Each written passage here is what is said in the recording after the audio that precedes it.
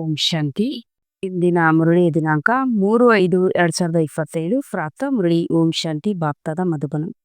ಮಧುರ ಮಕ್ಕಳೇ, ತಮಗೆ ರಾಜ್ಯ ತಿಲಕವನ್ನು ಕೊಟ್ಟುಕೊಳ್ಳಲು ಯೋಗ್ಯರನ್ನಾಗಿ ಮಾಡಿಕೊಳ್ಳಿ. ಎಷ್ಟು ವಿದ್ಯೆಯನ್ನು ಓದುತ್ತೀರಿ, ಶ್ರೀಮತದಂತೆ ನಡೆಯುತ್ತೀರಿ, ಅಷ್ಟು ರಾಜ್ಯ ತಿಲಕವು ಸಿಗುವುದು. ಪ್ರಶ್ನೆ: ಯಾವ ಸ್ಮೃತಿಯಲ್ಲಿದ್ದಾಗ ರಾವಣತನದ ಸ್ಮೃತಿಯು ವಿಸ್ಮೃತಿಯಾಗುವುದು? ಉತ್ತರ: ಸದಾ ಸ್ಮೃತಿ ಇರಲಿ. ನಾವು ಸ್ತ್ರೀ ಪುರುಷರಲ್ಲ, ಆತ್ಮಗಳಾಗಿದ್ದೇವೆ. ನಾವು ದೊಡ್ಡ ತಂದೆ ಶಿವ ತಂದೆಯಿಂದ ಚಿಕ್ಕ ತಂದೆ ಅಂದರೆ ಬ್ರಹ್ಮಬಾಬಾವರ ಮೂಲಕ ಆಸ್ತಿಯನ್ನು ಪಡೆದುಕೊಳ್ಳುತ್ತಿದ್ದೇವೆ. ಈ ಸ್ಮೃತಿಯು ರಾವಣತನದ ಸ್ಮೃತಿಯನ್ನು ಮರೆಸಿಬಿಡುವುದು. ನಾವು ಒಬ್ಬ ತಂದೆಯ ಮಕ್ಕಳಾಗಿದ್ದೇವೆಂದು ನಿಮಗೆ ಸ್ಮೃತಿಯು ಬಂದಿತೆಂದರೆ ರಾವಣನ ಸ್ಮೃತಿಯು ಸಮಾಪ್ತಿಯಾಗಿಬಿಡುತ್ತದೆ. ಇದು ಸಹ ಪವಿತ್ರವಾಗಿರುವ ಬಹಳ ಒಳ್ಳೆಯ ಯುಕ್ತಿಯಾಗಿದೆ, ಆದರೆ ಇದರಲ್ಲಿ ಪರಿಶ್ರಮ ಪಡಬೇಕು. ಗೀತೆ: ನಿಮ್ಮನ್ನು ಪಡೆದು ನಾನು ಜಗತ್ತನ್ನೇ ಪಡೆದೆನು. ಓಂ ಶಾಂತಿ. ಆತ್ಮೀಯ ತಂದೆಯು ಕುಳಿತು ಆತ್ಮೀಯ ಮಕ್ಕಳಿಗೆ ತಿಳಿಸುತ್ತಾರೆ, ನೋಡಿ, ಎಲ್ಲರೂ ಇಲ್ಲಿ ಭ್ರುಕುಟಿಯ ತಿಲಕವನ್ನು ಇಟ್ಟುಕೊಳ್ಳುತ್ತಾರೆ. ಈ ಜಾಗವು ಮೊದಲನೆಯದಾಗಿ ಆತ್ಮದ ನಿವಾಸ ಸ್ಥಾನವಾಗಿದೆ. ಎರಡನೆಯದಾಗಿ ರಾಜ ತಿಲಕವನ್ನು ಇಲ್ಲೇ ಇಡಲಾಗುತ್ತದೆ. ಇದು ಆತ್ಮದ ಸಂಕೇತವಾಗಿದೆ. ಈಗ ಆತ್ಮಕ್ಕೆ ತಂದೆಯಿಂದ ಸ್ವರ್ಗದ ಆಸ್ತಿ ಸಿಗಬೇಕು, ವಿಶ್ವದ ರಾಜ್ಯ ತಿಲಕವು ಬೇಕು. ಸೂರ್ಯವಂಶಿ ಚಂದ್ರವಂಶಿ ಮಹಾರಾಜ ಮಹಾರಾಣಿ ಆಗುವುದಕ್ಕಾಗಿಯೇ ಓದುತ್ತೀರಿ. ಈ ವಿದ್ಯೆಯನ್ನು ಓದುವುದೆಂದರೆ ತಮಗೆ ತಾವು ರಾಜ್ಯ ತಿಲಕವನ್ನು ಕೊಟ್ಟುಕೊಳ್ಳುವುದಾಗಿದೆ. ನೀವಿಲ್ಲಿ ಓದುವುದಕ್ಕಾಗಿ ಬಂದಿದ್ದೀರಿ. ಭ್ರುಕುಟಿಯಲ್ಲಿ ನಿವಾಸ ಮಾಡುವ ಆತ್ಮ ಹೇಳುತ್ತದೆ, ಬಾಬಾ, ನಾವು ತಮ್ಮಿಂದ ವಿಶ್ವದ ಸ್ವರಾಜ್ಯವನ್ನು ಅವಶ್ಯವಾಗಿ ಪ್ರಾಪ್ತಿ ಮಾಡಿಕೊಳ್ತೇವೆ. ಪ್ರತಿಯೊಬ್ಬರೂ ತಮಗಾಗಿ ಪುರುಷಾರ್ಥ ಮಾಡಬೇಕಾಗಿದೆ. ಮಕ್ಕಳು ಹೇಳುತ್ತಾರೆ, ಬಾಬಾ, ನಾವು ಇಂಥ ಸುಪುತ್ರರಾಗಿ ತೋರಿಸುತ್ತೇವೆ. ನಾವು ಹೇಗೆ ನಡೆಯುತ್ತೇವೆಂದು ತಾವು ನೋಡುತ್ತಾ ಇರಿ. ನಾವು ನಮಗೆ ರಾಜ್ಯ ತಿಲಕವನ್ನು ಇಟ್ಟುಕೊಳ್ಳಲು ಯೋಗ್ಯರಾಗಿದ್ದೇವೆಯೇ ಅಥವಾ ಇಲ್ಲವೇ ಎಂಬುದನ್ನು ಸಹ ಮಕ್ಕಳು ಅರಿತುಕೊಳ್ಳಬಹುದಾಗಿದೆ. ನೀವು ಮಕ್ಕಳು ತಂದೆಯ ಸುಪುತ್ರರಾಗಿ ಮಾಡಿ ತೋರಿಸಬೇಕಾಗಿದೆ. ಬಾಬಾ, ನಾವು ತಮ್ಮ ಹೆಸರನ್ನು ಪ್ರಖ್ಯಾತಗೊಳಿಸುತ್ತೇವೆ.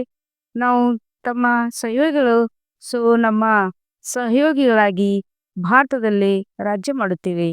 ನಮ್ಮ ರಾಜ್ಯವೆಂದು ಭಾರತವಾಸಿಗಳು ಹೇಳುತ್ತಾರಲ್ಲವೇ? ಆದರೆ ನಾವೀಗ ವಿಷಯ ವೈತರಣೆ ನದಿಯಲ್ಲಿ ಮುಳುಗುತ್ತಿದ್ದೇವೆ. ನಾವಾತ್ಮಗಳಿಗೆ ರಾಜ್ಯವಿಲ್ಲ ಎಂಬುದು ಪಾಪ ಅವರಿಗೆ ಗೊತ್ತಿಲ್ಲ. ಈಗಂತೂ ಆತ್ಮವು ತಲೆ ಕೆಳಗಾಗಿದೆ, ತಿನ್ನುವುದಕ್ಕೂ ಸಿಗುತ್ತಿಲ್ಲ. ಯಾವಾಗ ಈ ಸ್ಮೃತಿಯನ್ನು ತಲುಪುವರು ಆಗ ತಂದೆಯವರು ಹೇಳುತ್ತಾರೆ, ಈಗಂತೂ ನನ್ನ ಮಕ್ಕಳಿಗೆ ತಿನ್ನುವುದಕ್ಕೂ ಸಿಗುತ್ತಿಲ್ಲ. ಈಗ ನಾನು ಅವರಿಗೆ ರಾಜಯೋಗವನ್ನು ಕಲಿಸೋಣವೇ ಎಂದು ಹೇಳಿ ರಾಜಯೋಗವನ್ನು ಕಲಿಸಲು ಬರುತ್ತಾರೆ. ದೇಹದ್ದಿನ ತಂದೆಯನ್ನು ಎಲ್ಲರೂ ನೆನಪು ಮಾಡುತ್ತಾರೆ. ಅವರು ಹೊಸ ಪ್ರಪಂಚವನ್ನು ರಚಿಸುವುದರ ಆಗಿದ್ದಾರೆ. ತಂದೆಯು ಪತಿತ ಪಾವನನು ಜ್ಞಾನಸಾಗರನೂ ಆಗಿದ್ದಾರೆ. ಇದು ನಿಮ್ಮ ವಿನ ಮತ್ಯಾರ ಬುದ್ಧಿಯಲ್ಲಿಲ್ಲ. ಅವಶ್ಯವಾಗಿ ನಮ್ಮ ತಂದೆಯು ಜ್ಞಾನಸಾಗರ ಸುಖದ ಸಾಗರನಾಗಿದ್ದಾರೆ ಎಂಬುದನ್ನು ಕೇವಲ ನೀವು ಮಕ್ಕಳೇ ಅರಿತುಕೊಂಡಿದ್ದೀರಿ. ಈ ಮಹಿಮೆಯನ್ನು ಚೆನ್ನಾಗಿ ನೆನಪು ಮಾಡಿಕೊಳ್ಳಿ, ಮರೆಯಬೇಡಿ. ತಂದೆಯ ಮಹಿಮೆ ಇದೆಯಲ್ಲವೇ? ಅವರು ಪುನರ್ಜನ್ಮ ರಹಿತ ಆಗಿದ್ದಾರೆ. ಕೃಷ್ಣನ ಮಹಿಮೆಯು ಸಂಪೂರ್ಣ ಭಿನ್ನವಾಗಿದೆ. ರಾಷ್ಟ್ರಪತಿ ಪ್ರಧಾನಮಂತ್ರಿಯ ಮಹಿಮೆಯು ಬೇರೆ ಬೇರೆ ಆಗಿರುತ್ತದೆ. ತಂದೆಯು ತಿಳಿಸುತ್ತಾರೆ, ನನಗೂ ಈ ನಾಟಕದಲ್ಲಿ ಬಹಳ ಶ್ರೇಷ್ಠವಾದ ಪಾತ್ರವು ಸಿಕ್ಕಿದೆ. ಇದು ಬೇಹದ್ದಿನ ನಾಟಕವಾಗಿದೆ. ಇದರ ಕಾಲಾವಧಿ ಎಷ್ಟೆಂಬುದು ನಾಟಕದಲ್ಲಿ ಪಾತ್ರಧಾರಿಗಳಿಗೆ ತಿಳಿದಿರಬೇಕಲ್ಲವೇ? ಒಂದು ವೇಳೆ ತಿಳಿದುಕೊಂಡಿಲ್ಲವೆಂದರೆ ಅವರಿಗೆ ಬುದ್ಧಿಹೀನರೆಂದು ಹೇಳಲಾಗುತ್ತದೆ. ಆದರೆ ಇದನ್ನು ಯಾರೂ ತಿಳಿದುಕೊಂಡಿಲ್ಲ. ತಂದೆಯು ಬಂದು ಇದರ ಅರ್ಥವನ್ನು ಅಂತರವನ್ನು ತಿಳಿಸುತ್ತಾರೆ. ಮನುಷ್ಯರು ಹೇಗಿದ್ದವರು ಹೇಗಾಗಿದ್ದಾರೆ ಈಗ ನೀವು ತಿಳಿದುಕೊಳ್ಳುತ್ತೀರಿ. ಮನುಷ್ಯರಿಗೆ ಏನೂ ಗೊತ್ತಿಲ್ಲ. 84 ಜನ್ಮಗಳನ್ನು ನಾವು ಪಡೆದೆವು. ಹೇಗೆ ಪಡೆದೆವು? ಭಾರತವು ಎಷ್ಟು ಶ್ರೇಷ್ಠವಾಗಿತ್ತು, ಇದರ ಚಿತ್ರವೂ ಇದೆಯಲ್ಲವೇ? ಸೋಮನಾಥ್ ಮಂದಿರದಂತ ಎಷ್ಟೊಂದು ಲೂಟಿ ಮಾಡಿದರು, ಎಷ್ಟೊಂದು ಸಂಪತ್ತು. ಈಗ ನೀವು ಮಕ್ಕಳು ಬೇಹದ್ದಿನ ತಂದೆಯೊಂದಿಗೆ ಮಿಲನ ಮಾಡಲು ಬಂದಿದ್ದೀರಿ. ತಂದೆಯಿಂದ ರಾಜ್ಯ ತಿಲಕವನ್ನು ಶ್ರೀಮತದಂತೆ ಪಡೆಯಲು ಬಂದಿದ್ದೀರೆಂದರೆ ಮಕ್ಕಳಿಗೆ ಗೊತ್ತಿದೆ. ಪವಿತ್ರರಂತೂ ಆಗಲೇಬೇಕೆಂದು ತಂದೆಯು ತಿಳಿಸುತ್ತಾರೆ. ಜನ್ಮ ಜನ್ಮಾಂತರದ ವಿಷಯ ವೈತರಣೆಯ ನದಿಯಲ್ಲಿ ಮುಳುಗಿ ಸುಸ್ತಾಗಿದೆಯಲ್ಲವೇ? ಸ್ವಯಂ ಹೇಳುತ್ತಾರೆ, ನಾವು ಪಾಪಿಯಾಗಿದ್ದೇವೆ, ನಾವು ನಿರ್ಗುಣರು, ನಮ್ಮಲ್ಲಿ ಯಾವುದೇ ಗುಣವಿಲ್ಲ ಅಂದಾಗ ಒಮ್ಮೆಯಂತೂ ಆ ಗುಣಗಳು ಇದ್ದವು ಅಲ್ಲವೇ? ಆದರೆ ಇಂದು ಇಲ್ಲ. ಈಗ ನೀವು ತಿಳಿದುಕೊಂಡಿದ್ದೀರಿ. ನಾವು ವಿಶ್ವಕ್ಕೆ ಮಾಲೀಕ, ಸರ್ವಗುಣ ಸಂಪನ್ನರಾಗಿದ್ದೆವು. ಈಗ ಯಾವುದೇ ಗುಣವಿಲ್ಲ. ಇದನ್ನು ಸಹ ತಂದೆಯು ತಿಳಿಸುತ್ತಾರೆ. ಮಕ್ಕಳ ರಚಯಿತ ತಂದೆಯಾಗಿದ್ದಾರೆ ಅಂದಾಗ ಎಲ್ಲಾ ಮಕ್ಕಳ ಮೇಲೆ ತಂದೆಗೆ ಬಹಳ ದಯೆ ಬರುತ್ತದೆ. ದಯೆ ಇಲ್ಲವೇ ತಂದೆಯು ತಿಳಿಸುತ್ತಾರೆ. ಈ ಡ್ರಾಮಾದಲ್ಲಿ ನನ್ನದೂ ಸಹ ಪಾತ್ರವಿದೆ. ಎಷ್ಟೊಂದು ತಮೋಪ್ರಧಾನರಾಗಿದ್ದೀರಿ. ಅಸತ್ಯ, ಪಾಪ, ಜಗಳ ಏನೆಲ್ಲ ಇದೆ. ನಾವು ಒಂದು ಸಮಯದಲ್ಲಿ ವಿಶ್ವದ ಮಾಲೀಕರು, ಡಬಲ್ ಕಿರೀಟಧಾರಿಗಳಾಗಿದ್ದೇವೆಂದು ಭಾರತ ದೇಶದ ಎಲ್ಲ ಕಡೆನೂ ಮರೆತಿದ್ದಾರೆ. ಭಾರತವಾಸಿಗಳೆಲ್ಲರೂ ಮರೆತಿದ್ದಾರೆ. ಅಂಥ ಮಕ್ಕಳಿಗೆ ತಂದೆಯು ಸ್ಮೃತಿ ತರಿಸುತ್ತಿದ್ದಾರೆ. ನೀವೇ ವಿಶ್ವದ ಮಾಲೀಕರಾಗಿದ್ದೀರಿ. ಈಗ ನೀವು 84 ಜನ್ಮಗಳನ್ನು ಪಡೆದಿದ್ದೀರಿ. ನೀವು ನಿಮ್ಮ 84 ಜನ್ಮಗಳನ್ನು ಮರೆತಿದ್ದೀರಿ. ಅದ್ಭುತವಾಗಿದೆ. 84 ಜನ್ಮಗಳ ಬದಲಾಗಿ 84 ಲಕ್ಷಗಳೆಂದು ಹೇಳಿದಿರಿ. ಮತ್ತು ಕಲ್ಪದ ಆಯುಷ್ಯನ್ನು ಸಹ ಲಕ್ಷಾಂತರ ವರ್ಷಗಳೆಂದು ಹೇಳಿದಿರಿ. ಘೋರ ಅಂಧಕಾರದಲ್ಲಿ ಇದ್ದಿರಲ್ಲವೇ? ಎಷ್ಟೊಂದು ಅಸತ್ಯವಿದೆ. ಭಾರತವೇ ಸತ್ಯಖಂಡವಾಗಿತ್ತು. ಇಂದು ಭಾರತವೇ ಅಸತ್ಯಖಂಡವಾಗಿದೆ. ಅಸತ್ಯಖಂಡವನ್ನಾಗಿ ಯಾರು ಮಾಡಿದರು? ಸತ್ಯಖಂಡವನ್ನಾಗಿ ಯಾರು ಮಾಡಿದರು? ಇದು ಯಾರಿಗೂ ಸಹ ಗೊತ್ತಿಲ್ಲ. ರಾಮನನ್ನು ರಾವಣನನ್ನು ಸಹ ಯಾರೂ ತಿಳಿದುಕೊಂಡಿಲ್ಲ. ರಾವಣನನ್ನು ತಿಳಿದಿಲ್ಲ, ರಾಮನನ್ನು ತಿಳಿದಿಲ್ಲ. ಭಕ್ತರು ರಾವಣನನ್ನು ನೋಡುತ್ತಾರೆ. ಮನುಷ್ಯರು ಇದನ್ನೆಲ್ಲವನ್ನು ಏಕೆ ಮಾಡುತ್ತಾರೆಂದು ಯಾರಾದರೂ ಧಾರ್ಮಿಕ ವ್ಯಕ್ತಿಗಳಿದ್ದರೆ ಅವರಿಗೆ ನೀವು ತಿಳಿಸಿ. ಯಾವುದಕ್ಕೆ ಸತ್ಯಯುತ ಹೆವೆನ್, ಪ್ಯಾರಡೈಸ್ ಎಂದು ಹೇಳುತ್ತಾರೆಯೋ ಅಲ್ಲಿ ಶತ್ರುವಾದ ರಾವಣ ಎಲ್ಲಿಂದ ಬಂದನು? ನರಕದ ಮನುಷ್ಯರು ಅಲ್ಲಿರಲು ಹೇಗೆ ಸಾಧ್ಯ? ಅಂದಾಗ ಇದು ತಪ್ಪೆಂದು ಖಂಡಿತವಾಗಿ ಅರ್ಥ ಮಾಡಿಕೊಳ್ಳುತ್ತಾರೆ. ನೀವು ರಾಮರಾಜ್ಯದ ಚಿತ್ರದ ಬಗ್ಗೆ ತಿಳಿಸಿಕೊಡಬಹುದು. ಇಲ್ಲಿ ರಾವಣನು ಎಲ್ಲಿಂದ ಬಂದನು? ನೀವು ತಿಳಿಸಿದರೂ ಸಹ ಅವರು ತಿಳಿದುಕೊಳ್ಳುವುದಿಲ್ಲ. ಕೆಲವರಷ್ಟೇ ತಿಳಿದುಕೊಳ್ಳುತ್ತಾರೆ. ನೀವು ಬಹಳ ಮಂದಿ ಸ್ವಲ್ಪ ಮಂದಿ ಇದ್ದೀರಿ. ಬಹಳದೊಳಗ ಸ್ವಲ್ಪ ಮಂದಿ ಇದ್ದೀರಿ. ಇನ್ನೂ ಮುಂದೆ ಎಷ್ಟು ಮಂದಿ ನಿಲ್ಲುತ್ತಾರೆಂದು ನೋಡಬೇಕು. ಅಂದಾಗ ತಂದೆಯು ತಿಳಿಸುತ್ತಾರೆ. ಆತ್ಮದ ಚಿನ್ನಕ್ಕೆ ಆತ್ಮದ ಚಿಹ್ನೆಯನ್ನು ಸಹ ಇಲ್ಲೇ ತೋರಿಸುತ್ತಾರೆ. ದೊಡ್ಡ ಚಿಹ್ನೆ ರಾಜತಿಲಕವಾಗಿದೆ. ಈಗ ತಂದೆಯು ಬಂದಿದ್ದಾರೆ. ನೀವು ನಿಮಗೆ ಶ್ರೇಷ್ಠ ತಿಲಕವನ್ನು ಹೇಗೆ ಕೊಟ್ಟುಕೊಳ್ಳಬಹುದು? ನೀವು ಸ್ವರಾಜ್ಯವನ್ನು ಹೇಗೆ ಪ್ರಾಪ್ತಿ ಮಾಡಿಕೊಳ್ಳಬಹುದು? ಇದರ ದಾರಿಯನ್ನು ತಿಳಿಸುತ್ತಾರೆ. ಅದಕ್ಕೆ ರಾಜಯುಗವೆಂದು ಹೆಸರನ್ನು ನೀಡಲಾಗಿದೆ. ಕಲಿಸುವರು ತಂದೆಯಾಗಿದ್ದಾರೆ. ಕೃಷ್ಣನೆಂದಾದರೂ ತಂದೆಯಾಗಲು ಸಾಧ್ಯವೇ? ಅವನಾದರೂ ಮಗುವಾಗಿದ್ದಾನೆ. ನಂತರ ರಾಧೆಯ ಜೊತೆ ಸಂಯಮರ ನಡೆಯುತ್ತದೆ. ಅನಂತರ ಒಂದು ಮಗು ಜನ್ಮ ಪಡೆಯುತ್ತದೆ. ಬಾಕಿ ಇಷ್ಟೊಂದು ಮಂದಿ ರಾಣಿಯರನ್ನು ತೋರಿಸುತ್ತಾರೆ. ಇದು ಅಸತ್ಯವಾಗಿದೆ. ಆದರೆ ಇದು ಸಹ ಡ್ರಾಮಾದಲ್ಲಿ ನಿಗದಿತವಾಗಿದೆ. ಇಂತಹ ಮಾತುಗಳನ್ನು ಮತ್ತೆ ಕೇಳುತ್ತೇವೆ. ಈಗ ನೀವು ಮಕ್ಕಳ ಬುದ್ಧಿಯಲ್ಲಿದೆ. ಹೇಗೆ ನಾವಾತ್ಮಗಳು ಮೇಲಿಂದ ಪಾತ್ರವನ್ನು ಅಭಿನಯಿಸಲು ಬರುತ್ತೇವೆ. ಒಂದು ಶರೀರವನ್ನು ಬಿಟ್ಟು ಇನ್ನೊಂದನ್ನು ಪಡೆಯುತ್ತೇವೆ. ಇದಂತೂ ಬಹಳ ಸಹಜವಾಗಿದೆ ಅಲ್ಲವೇ?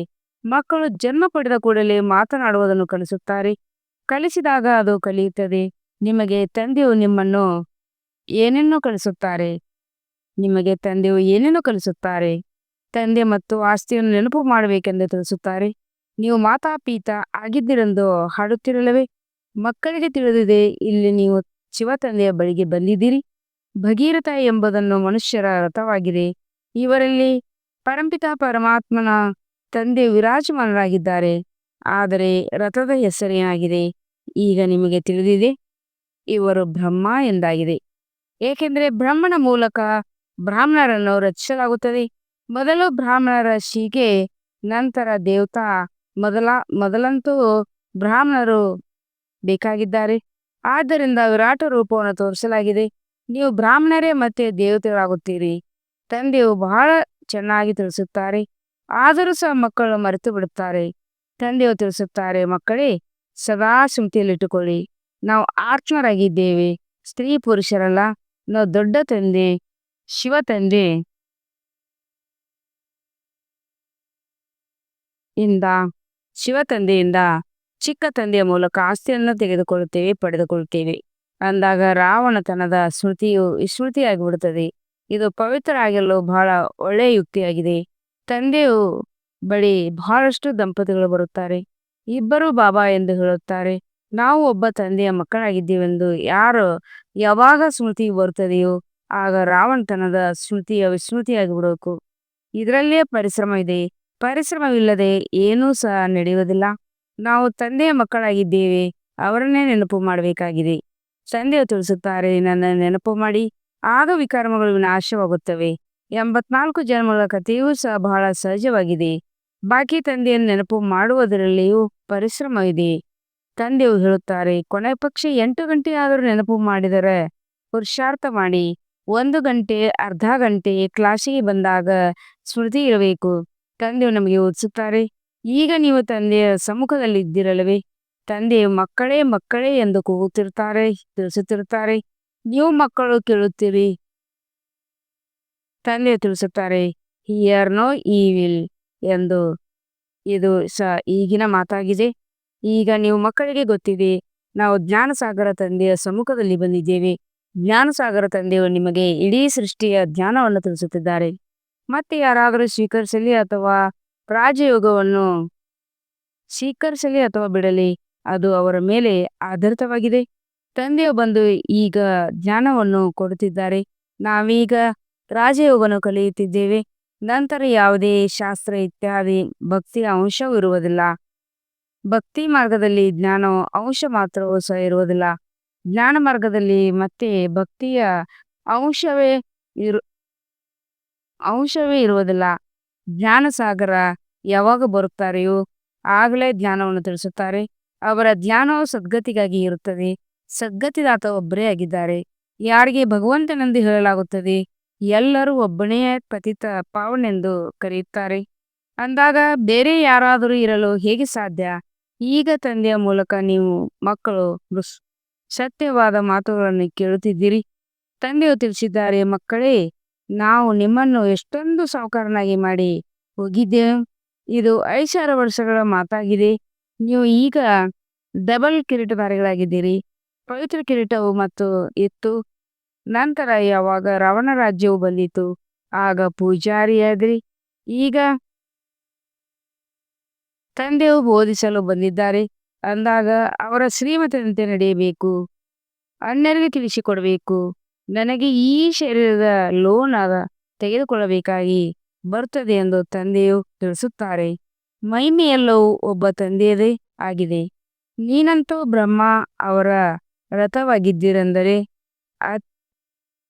ಅಷ್ಟೇ. ಮಧ್ಯದಲ್ಲಿ ಅಷ್ಟೇ ಎತ್ತಿನ ಮಾತಿಲ್ಲ. ಬಲಿಹಾರಿ ಎಲ್ಲವೂ ಆ ಒಬ್ಬ ತಂದೆಯನ್ನೇ ಆಗಿದೆ. ತಂದೆಯು ನಿಮಗೆ ತಿಳಿಸುತ್ತಾರೆ, ನಾನು ಮಧ್ಯದಲ್ಲಿ ಕೇಳಿಸಿಕೊಳ್ಳುತ್ತೇನೆ. ನನಗೊಬ್ಬನಿಗೆ ಹೇಗೆ ತಿಳಿಸುತ್ತಾರೆ? ನಿಮಗೆ ತಿಳಿಸಿದಾಗ ನಾನು ಕೇಳಿಸಿಕೊಳ್ಳುತ್ತೇನೆ. ಇವರು ಬ್ರಹ್ಮ ಸಹ ಪುರುಷಾರ್ಥಿ ವಿದ್ಯಾರ್ಥಿಗಳಾಗಿದ್ದಾರೆ. ನೀವು ಸಹ ವಿದ್ಯಾರ್ಥಿಗಳಾಗಿದ್ದೀರಿ. ಇವರು ಓದುತ್ತಾರೆ, ತಂದೆಯ ನೆನಪಿನಲ್ಲಿರುತ್ತಾರೆ, ಎಷ್ಟೊಂದು ಭಾಷೆಯಲ್ಲಿರುತ್ತಾರೆ. ಲಕ್ಷ್ಮೀನಾರಾಯಣರನ್ನು ನೋಡಿ ಖುಷಿ ಪಡುತ್ತಾರೆ. ನಾನು ಈ ರೀತಿ ಆಗುವನಾಗಿದ್ದೇನೆ. ಸ್ವರ್ಗದ ರಾಜಕುಮಾರಿಯಾಗಲು ನೀವು ಇಲ್ಲಿ ಬಂದಿದ್ದೀರಿ. ಇದು ರಾಜಯೋಗವಾಗಿದೆ. ಗುರು ಉದ್ದೇಶವೂ ಇದೆ. ಓದಿಸುವವರು ಕುಳಿತಿದ್ದಾರೆ ಅಂದಾಗ ಎಷ್ಟೊಂದು ಖುಷಿ ಏಕೆ ಇರುವುದಿಲ್ಲ? ಅಂತರದಲ್ಲಿ ಬಹಳ ಖುಷಿ ಇರಬೇಕಾಗಿದೆ. ತಂದೆಯಿಂದ ಕಲ್ಪಕಲ್ಪವೂ ಆಸ್ತಿಯನ್ನು ಪಡೆದಿದ್ದೇವೆ. ಇಲ್ಲಿ ಜ್ಞಾನಸಾಗರನ ಬಳಿ ಬರುತ್ತೇವೆ. ನೀರಿನ ಮಾತೇನೂ ಇಲ್ಲ. ಇದಂತೂ ತಂದೆಯ ಸಮ್ಮುಖದಲ್ಲಿ ತಿಳಿಸಿದ್ದಾರೆ. ನೀವು ಸಹ ದೇವತೆಗಳಾಗಲು ಓದುತ್ತೀರಿ. ಮಕ್ಕಳಿಗೆ ಬಹಳ ಖುಷಿ ಆಗಬೇಕಾಗಿದೆ. ನಾವೀಗ ಮನೆಗೆ ಹೋಗುತ್ತೇವೆ. ಈಗ ಯಾರೆಷ್ಟು ಓದುವರೋ ಅಷ್ಟು ಶ್ರೇಷ್ಠ ಪದವಿಯನ್ನು ಪಡೆಯುವರು. ಹೃದಯ ವಿದೀರ್ಣರಾಗಬೇಡಿ. ಬಹಳ ದೊಡ್ಡ ಲಾಟರಿಯಾಗಿದೆ. ತಿಳಿದುಕೊಳ್ಳುತ್ತಿದ್ದರೂ ಸಹ ಆಶ್ಚರ್ಯವಾಗಿ ಓಡಿ ಹೋಗುತ್ತಾರೆ. ವಿದ್ಯೆಯನ್ನು ಬಿಟ್ಟುಬಿಡುತ್ತಾರೆ. ಮಾಯು ಎಷ್ಟು ಪ್ರಬಲವಾಗಿದೆ! ಒಳ್ಳೆಯದು. ಮಧುರಾತಿ ಮಧುರ ಅಗಲಿ ಹೋಗಿ ಮರಳಿ ಸಿಕ್ಕಿರುವ ಮಕ್ಕಳ ಪ್ರತಿ ಮಾತ್ಪಿತ ಬಾಪ್ತಾದರ ನೆನಪು, ಪ್ರೀತಿಯ ಸುಪ್ರಭಾತ. ಆತ್ಮೀಯ ಮಕ್ಕಳಿಗೆ ಆತ್ಮೀಯ ತಂದೆಯ ನಮಸ್ತೆ. हम रूहानी बच्चों की रूहानी बाप दादा को याद प्यार और गुड मॉर्निंग और नमस्ते नमस्ते नमस्ते. शुक्रिया बाबा, शुक्रिया. वहा बाबा वहा 1 पॉइंट ತನಗೆ ತಾನು ರಾಜ್ಯ ತಿಲಕವನ್ನು ಇಟ್ಟುಕೊಳ್ಳಲು ಯೋಗ್ಯರನ್ನಾಗಿ ಮಾಡಿಕೊಳ್ಳಬೇಕಾಗಿದೆ. ಸುಪುತ್ರ ಮಗುವಾಗಿ ಪ್ರತ್ಯಕ್ಷ ಪ್ರಮಾಣವನ್ನು ಕೊಡಬೇಕು. ನಡತೆಯು ಬಹಳ ರಾಯಲ್ ಆಗಿ ಇಟ್ಟುಕೊಳ್ಳಬೇಕಾಗಿದೆ. ತಂದೆಗೆ ಸಂಪೂರ್ಣ ಸಹಯೋಗ ಸಿಗೋದು. 2ನೇ ಪಾಯಿಂಟ್, ನಾವು ವಿದ್ಯಾರ್ಥಿಯಾಗಿದ್ದೇವೆ, ಭಗವಂತ ನಮಗೆ ಓದಿಸುತ್ತಿದ್ದಾರೆ. ಈ ಖುಷಿಯಿಂದ ವಿದ್ಯೆಯನ್ನು ಓದಬೇಕು ಎಂದು ಪುರುಷಾರ್ಥದಲ್ಲಿ ಹೃದಯ ವಿದೀರ್ಣರಾಗಬಾರದು. ವರದಾನ: ತಮ್ಮ ಅಧಿಕಾರದ ಶಕ್ತಿಯ ಮೂಲಕ ತ್ರಿಮೂರ್ತಿ ರಚನೆಯನ್ನು ಸಹಯೋಗಿಯನ್ನಾಗಿ ಮಾಡಿಕೊಳ್ಳಲು ಮಾಸ್ಟರ್ ರಚಯಿತವ. ತ್ರಿಮೂರ್ತಿ ಶಕ್ತಿಗಳು ಧನಸ್ಸು, ಬುದ್ಧಿ ಮತ್ತು ಸಂಸ್ಕಾರ. ತಾವು ಮಾಸ್ಟರ್ ಸರ್ವಶಕ್ತಿವಂತ ದೇವತನಾಗಿದೆ. ಇವುಗಳನ್ನು ತಮ್ಮ ಅಧಿಕಾರದ ಶಕ್ತಿಯಿಂದ ಸಹಯೋಗಿಗಳನ್ನಾಗಿ ಮಾಡಿಕೊಳ್ಳಿರಿ. ಹೇಗೆ ರಾಜನು ಸ್ವಯಂ ಕಾರ್ಯವನ್ನು ಮಾಡುವುದಿಲ್ಲ, ಮಾಡಿಸುತ್ತಾನೆ. ಮಾಡುವಂತಲೂ ರಾಜ್ಯ ಕಾರೋಬಾರವರು ಬೇರೆಯಾಗಿ ಬಿಡುತ್ತಾರೆ. ಹಾಗೆ ಆತ್ಮವು ಮಾಡಿಸುವವನಾಗಿದ್ದಾನೆ. ಆತ್ಮವನ್ನು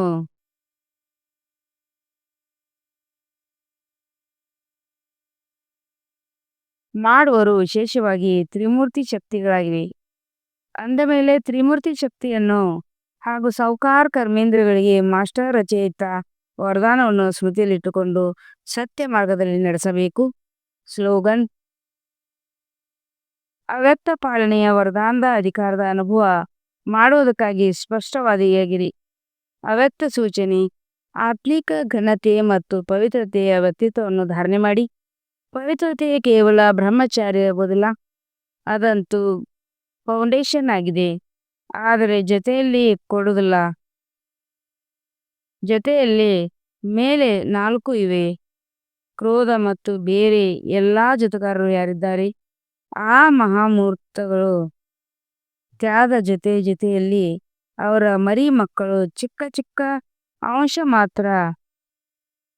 ಮಾಂಸ ಮಾತ್ರ ಇವರದ್ದು ತ್ಯಾಗ ಮಾಡಿ.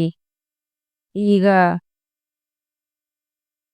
ಹೇಳಲಾಗುತ್ತದೆ, ಪವಿತ್ರತೆಯ ಆಸ್ಮಿಕ ಘನತೆಯನ್ನು ಧಾರಣೆ ಮಾಡಿಬಿಟ್ಟಿದ್ದಾರೆ.